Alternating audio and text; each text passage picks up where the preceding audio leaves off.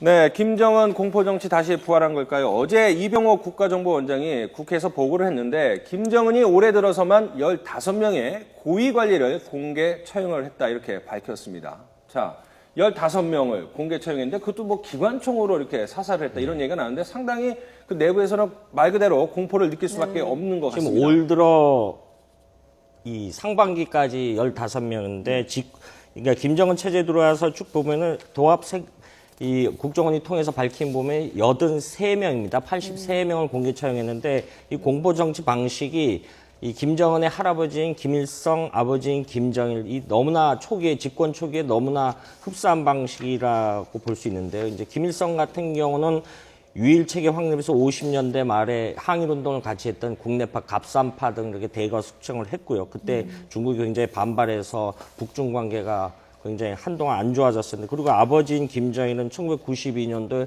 같이 동년배인 그 북한군 인민무력 부참모장이었던 안종호도 이제 푸른제 공관학교 출신들, 소련 유학파 출신들을 대거 숙청을 했거든요. 그때 시마조 사건이라고 해서 한 3천여 명 숙청을 했고, 그리고 김정은은 너무나 유명한 2013년 12월 8일 자기 고모부죠. 고모부 장성택을 처형한 것을 비롯해서 지금까지 이런 공포정치를 체제 안정을 위해서 강화하고 있지 않나라는 것이 분석입니다. 이럴 때는 뭔가 다급한 게 있을 때 이렇게 좀 극단적인 선택을 하게 되잖아요. 뭔가 다급한 게 있어 보이기도 하고, 아니면 좀 주민들 보라는 식인가요? 왜 이러는 겁니까? 두 가지 다. 네, 자신의 체제에 대해서 어떤 확고한 어떤 그런 자리가 아직은 좀 덜 됐다는 조급함을 보일 수도 있는 측면이고요. 본인이 또 굉장히 어린 나이고 측근이나 김여정이나 이런 부분도 아주 확고하게 자리 잡지 못하다 보니까 그 조급함이나 초조함이 어떤 그 공개 처형이나 이런 좀 극악한 폭도적인 모습으로 비칠 수도 있을 겁니다.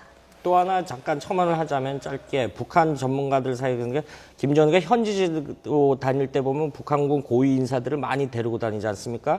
이것이 말하면은 이제 쿠데타에 대한 우려, 본인이 제3세계 국가들이 군 통수권자들 남겨둔 쿠데타를 많이 일으키는데 이런 걸 우려해가지고 그걸 막기 위해서 데리고 다니지 않냐라는 그런 분석도 있습니다.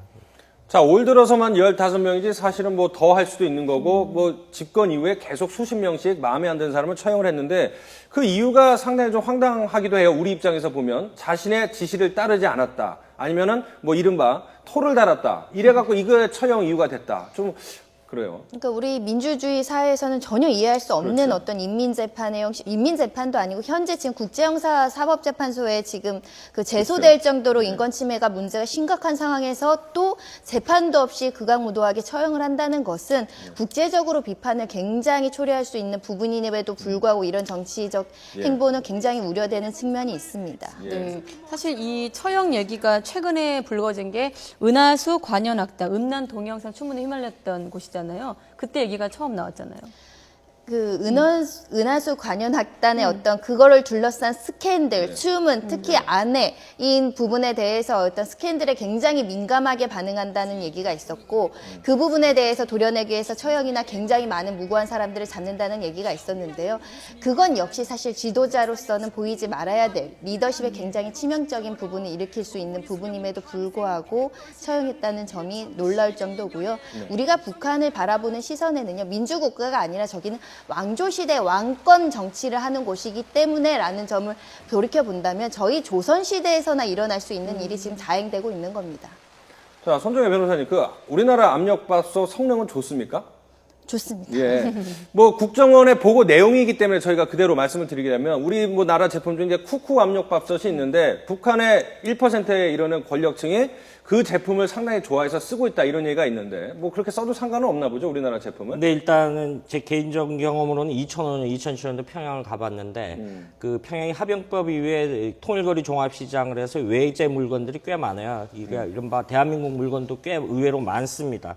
많기 때문에 근데 북한이 이제 단점으로 어제 국정원 발표면 특권층이 한 6만 명이면 된다라고 하지 않습니까? 뭐 이런 사람들이 공공연하게 암시장에서는 이른바 대한민국 물건이 굉장히 많이 팔리는 상황입니다. 뭐 얘기를 들어보니까는 뭐 우리나라 제품, 그러니까 남한 제품을 쓰면은 뭐 처벌을 당하고 이러니까는 뭐 중국 제품보다 좋은 거 이런 식으로 암호 비슷하게 쓴다고 하더라고요. 그러니까 그 북한이 특권 계층에 대해서는 굉장히 또 우호적이고 챙겨주는 그런 분위기가 있기 때문에 특히 평안 시민들 상대로는 굉장히 저희가 상식적으로 이해하기 어려울 정도로 김정은에 대한 충성이나 어떤 복종의 행태를 보이는 이면에는 어떤 특권 계층에 대한 저런 상당한 부분에 대한 자본주의적인 생활을 허용해주고 거기에 대해서 특권을 공고히 유지할 수 있는 수단들을 마련해주는 점 이런 것들을 지켜볼 수 있을 것 같고요. 이면에는 여기가 사회주의 체제지만 자본주의 색채가 굉장히 많이 들어오고 있다. 휴대폰도 보급되고 있고 외국 제품, 명품에 대한 소요도도 굉장히 높아져서 여성들도 그런 것들을 많이 향유할 정도로 자본주의 시대가 조금씩 열리고 있는 상황이라고도 볼 수 있을 것 같습니다. 뭐 아무리 막더라도 남한 제품에 대한 북한 특권층의 선호는 막을 수는 없는 것 같습니다.